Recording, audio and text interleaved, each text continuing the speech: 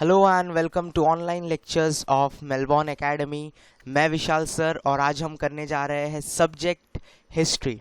तो हिस्ट्री में क्या करने वाले हैं उसके पहले हम इस लेक्चर के गाइडलाइंस देख लेते हैं। So while attending the lecture you need notebook, pen, pencil, rubber, sharpener, scale, headphone for better sound quality. आपको हेडफोन पहन के ये वीडियो देखना है तो आपको इसका साउंड क्वालिटी बेटर फील होगा, सारा सब कुछ अच्छे से समझ में आएगा।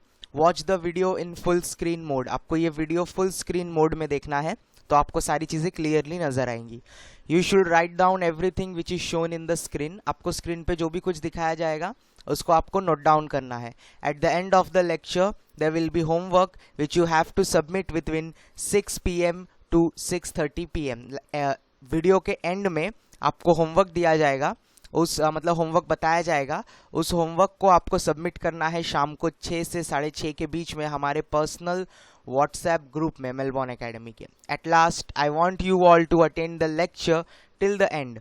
You can stop the video and write things which are shown in the video. आप बीच में वीडियो को रोक सकते हो और चीज़ों को लिख सकते हो। ओके और वीडियो आपको लास्ट तक अटेंड करना है। ओके ये वीडियो बहुत ही इंटरेस्टिंग रहेगा। हिस्ट्री में आज हम कुछ ऐसा सीखने वाले हैं जो आपने आज तक बुक में भी नहीं सीखा होगा। So our topic for today is history of inventions. Invention का मतलब क्या होता है? जब भी कोई नई चीज़ बनाई जाती है, अब तक वो चीज़ नहीं बनी थी बट हमारे सुविधा के लिए कोई काम हमें करने में बहुत हार्ड लगता है, उसको ईजी करने के लिए कोई नई चीज़ बनाई जाती है, उसको इन्वेंशन कहा जाता है। तो हम इन्वेंशंस ऑफ हिस्ट्री सीखने वाले हैं लाइन बाय लाइन। सबसे पहले क्या इन्वेंट हुआ, उसके बाद क्या इन्वेंट हुआ, उसके बाद क्या आया और वो कैसे हमारे लाइफ को चेंज कर दिया, वो सारी चीज़ें आज हम इस वीडियो में सीखने वाले हैं। History of invention. So the first invention by humans were stone tool. यहाँ पे आपको पिक्चर में नज़र आ रहा होगा, ऐसा स्टोन टूल पहला इन्वेंशन है जो इंसान ने किया था। A stone tool is in the most general sense any tool made either partially or entirely out of stone। ये एक ऐसा टूल होता है जिसको पूरी तरीके से स्टोन से बनाया रहता है। स्टोन को अलग अलग शेप्स एंड डिज़ाइन देके स्टोन से इसको बनाया रहता है। Although stone tool dependent societies and cultures still exist today। आज भी स्टोन टूल्स यूज़ करने वाले लोग पाए जाते हैं। Most stone tools are associated with prehistoric culture that have become extinct। ज़्यादातर लोग जो इसको यूज़ करते थे वो प्री हिस्टोरिक टाइम था, मतलब हिस्ट्री टाइम्स में स्टोनेज पीपल इसको यूज़ करते थे। आजकल हम स्टोनेज पीपल्स को नहीं देख सकते बिकॉज हम इवॉल्व हो चुके हैं। Next, fire and cooking. Humans ने फायर का इन्वेंशन किया एंड फायर के इन्वेंशन के बाद कुकिंग सीखा। हम खाना पहले कच्चा खाते थे, देन जब फायर का इन्वेंशन हो गया हम उसको पकाकर खाने लगे। सो कुकिंग और कुकरी is the art, science and craft of using the heat to prepare food for consumption। जब से हमने फायर बना लिया तब से हम सारे खाने को कुक करने लगे एंड ये एक आर्ट साइंस बन चुका है, एक क्राफ्ट बन चुका है कि जो जितना अच्छा स्वादिष्ट खाना बनाएगा वो खाना खाने में हमें बहुत अच्छा लगता है। Cooking technique and ingredient very widely across the world from grilling food over open fire cook. Cooking के अलग अलग मेथड है। जब से फायर इन्वेंट हुआ है तब से कुकिंग के अलग अलग मेथड्स आ गए हैं। बेक करके खाना, बॉईल करके खाना, ग्रिल करके खाना। Okay so this was very important invention. Next invention was we invented boat. Next invention था बोट। बोट क्या होता है? Boat is a water craft on large range of types and sizes. अलग अलग तरह के ये वाटर वे में काम करता है, वाटर के ऊपर चलता है, यूज़ किया जाता है इंसान और सामान को एक जगह से दूसरी जगह पहुंचाने में, but generally smaller than a ship. Boat जो है वो साइज में छोटा होता है शिप से।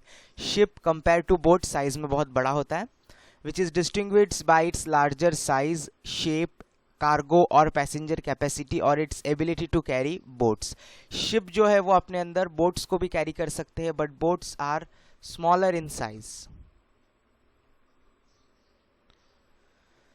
सो we have next invention is hafted, that is axe. इसके बाद इन्वेंट किया गया एक्स, जो काम आता है अलग अलग तरह के वुड को काटने के लिए। वुड ट्री के रूप में होता है, ट्रीज बहुत बड़े होते हैं तो उनको इंसान नॉर्मली नहीं उखाड़ पाता, तो उसको निकालने के लिए, काटने के लिए people invented axe. Hefting is a process by which an artifact, often bone, stone or metal, is attached to a haft.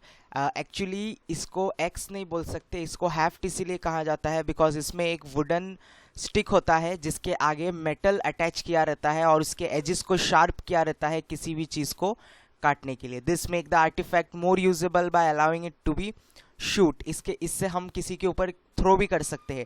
पुराने ज़माने में हंटिंग के लिए इसको यूज़ किया जाता था।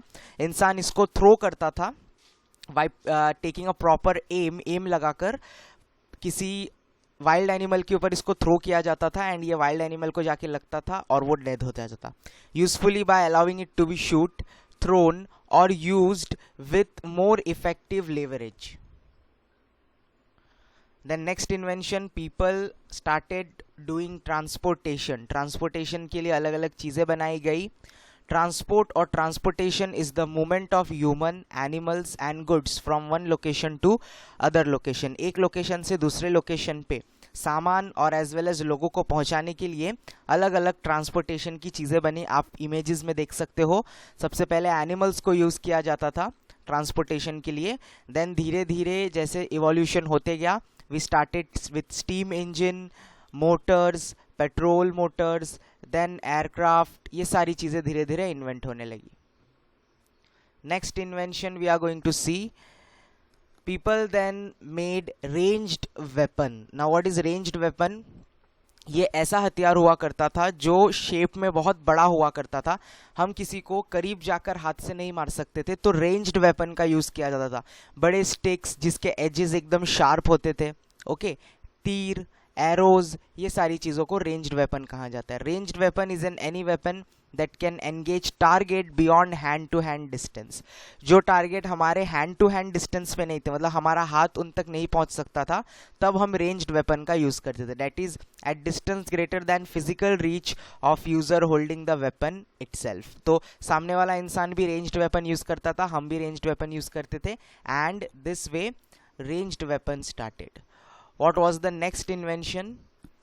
The next invention was glue, जिसको हम गम भी बोलते हैं, जो चीज़ें चिपकाने में काम आता है। इसका साइंटिफिक नेम होता है adhesive, also known as glue, is a non-metallic substance applied to one or both surfaces of two separate items that binds them together and resists their separation. किसी दो चीज़ को हमें जोड़ना है, फॉर एग्जाम्पल दो would के पार्ट को जोड़ना है, दो लकड़े के पार्ट को जोड़ना है, वी कैन यूज़ ग्लू। हम बीच में ग्लू लगाकर इन दोनों पार्ट को अगर जोड़ दें तो इनकी बॉन्डिंग बहुत स्ट्रांग हो जाती है। जितना अच्छा ग्लू होता है उतना अच्छा पकड़ होता है और उतने लॉन्ग टाइम तक ये रहता है। तो people started using glue. Then invention of clothing, people started making own clothes. इसके पहले भी क्लोथ्स था बट इतना इवॉल्व नहीं था, वीविंग नहीं होती थी, उसके ऊपर कोई प्रिंट्स नहीं होता था, नॉर्मल सीधा साधा क्लोथ होता था। बट ये जिस क्लोथ की मैं बात कर रहा हूँ ये एकदम वीविंग करके बनाया जाता था, सिलाई करके बनाया जाता था। लोगों ने सिलाई करना सीखा first time. So clothing was the next invention. The study of the history of clothing and textile traces development, use and availability of clothing and textile over human industry. तो तभी के ज़माने में सिल्क वॉर्म्स को use किया जाता था। ये कुछ कीड़े होते हैं जिनके पेट के अंदर सिल्क होता है, इनको पानी में उबाल कर मारा जाता है और इनके पेट से वो सिल्क निकाला जाता है, जिसको यूज़ करके थ्रेड बनाया जाता है। एंड थ्रेड को इस तरीके से अरेंज किया जाता है कि उससे हम एक लॉन्ग क्लोथ बना सकते हैं। So this way clothing was started. Then people started using beads. Beads क्या होता है, आप इमेजेस में देख सकते हो, माला टाइप होता है ये। Beed is a small decorative object that is formed in variety of shapes and sizes of materials such as stone, bone, shell, glass, plastic, wood or pearl, and with a small hole from threading or stringing. हम किसी भी चीज़ को use कर सकते हैं जो attractive दिखता है। उस ज़माने में लोगों को जो अट्रैक्टिव चीज़ दिखती थी, फॉर एग्जांपल कोई स्टोन उनको अट्रैक्टिव दिख गया, कोई प्लास्टिक का कलर उनको बहुत अट्रैक्टिव लग रहा है, कोई वुड, कोई पर्ल, पर्ल यानी कि वो जो मोतिया होती है वो, या फिर शेल उनको बहुत अच्छा लग रहा है, तो उन लोग इसको अरेंज करते थे, उन लोग थ्रेड यूज़ करते थे, इसमें होल करते थे और उसके अंदर से धागा निकालते थे और इसको लाइन बाय लाइन अरेंज करके एक माला टाइप बनाते थे जिसको इंग्लिश में बीड्स कहा जाता है। देन पीपल इन्वेंटेड पेंट्स, फिर हमने पेंट इन्वेंट किया। Paint is any pigmented liquid, liquefiable or solid mastic composition that after application to a substrate in a thin layer convert to solid film। ये पहले liquid state में रहता है। Paint एक ऐसी चीज़ है, कलरफुल लिक्विड रहता है जिसको हम किसी भी सरफेस पे अप्लाई कर सकते हैं, लगा सकते हैं, एंड सूखने के बाद ये थोड़ा सा हार्ड हो जाता है। पेंट स्टार्टिंग में लिक्विड स्टेट में रहता है, सूखने के बाद हार्ड हो जाता है और ये किसी भी सरफेस को अच्छा प्रोटेक्शन देता है। हम आयरन को जंग लगने से बचा सकते हैं पेंट करके। It is the most commonly use to protect colour और provide texture to the object. इसको यूज़ किया जाता है लकड़े को अगर हमको बचाना है पानी से, we can paint it. Iron को बचाना है रस्टिंग यानी कि जंग से, वी कैन पेंट इट, और ये अच्छा खासा टेक्सचर भी प्रोवाइड करता है। Next thing which was invented was beds. पहले लोग ज़मीन पर सोते थे, there was no use of beds, but then people started making different types of bed. Bed is a piece of furniture which is used as a place to sleep and relax. ये एक तरीके का furniture होता है जहाँ पे लोग सोते हैं और खुद को रिलैक्स फील कराते हैं।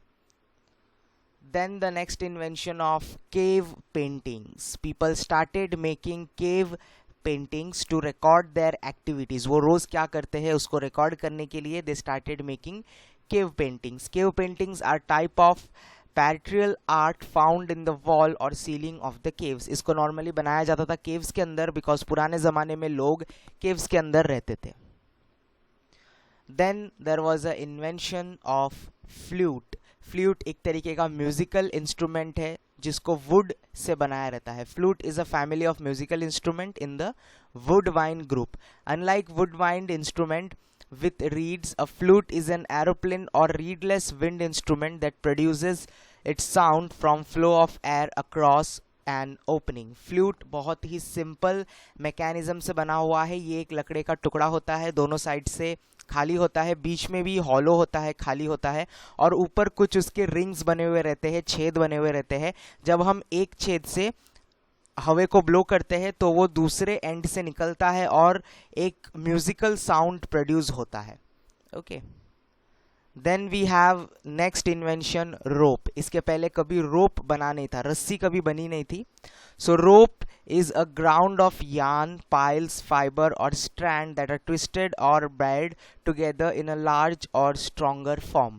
पहले रस्सियाँ नहीं हुआ करती थी, बड़ी रस्सियाँ नहीं हुआ करती, तो लोगों ने छोटे छोटी रस्सियों को बाइंड करके बड़ी रस्सियों को बनाया। आप देख सकते हो यहाँ पे बहुत सारी छोटी छोटी रस्सियों को एक साथ बाइंड किया गया है और तब जाके ये रोप बना है। रोप को अलग अलग यूजेस, अलग अलग काम में यूज किया जाता था।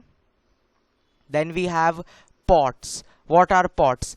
क्ले को एक शेप देकर उसको धूप में सुखाकर हम पॉट्स बना सकते हैं जिसके अंदर पानी स्टोर किया जा सकता है। Water can be stored. Okay, so pottery is the process and product of forming vessel and other object with clay and other ceramic material. ये एक ऐसा प्रोसेस है जिसमें क्ले को यानी कि गीले मिट्टी को यूज़ किया जाता है और इसको डिफरेंट टाइप्स ऑफ शेप दिया जाता है एंड फिर इसको गर्म किया जाता है धूप में या फिर फर्नेंस के अंदर गर्म किया जाता है तो ये पक्का बन जाता है, हार्ड हो जाता है।